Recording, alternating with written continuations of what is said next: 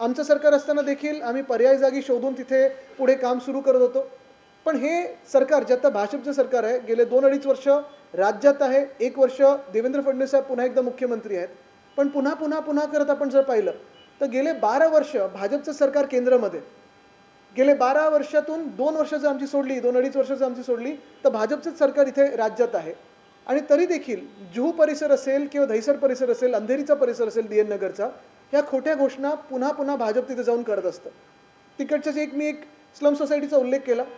जुहू एरोड्रोमच्या बाजूला एक नेहरू नगर नावाची स्लम सोसायटी आहे. तिथे 2017 साली फडणवीस साहेब मुख्यमंत्री असताना निवडणुकीच्या ऐन काळात जाऊन घोषणा केली होती, की तिकडच्या तिकडे भाजप सरकारमुळे त्यांना इन सिटू रिडेव्हलपमेंट मिळेल.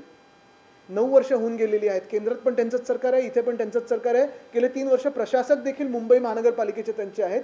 कुठे एक वीट हललेली नाहीये.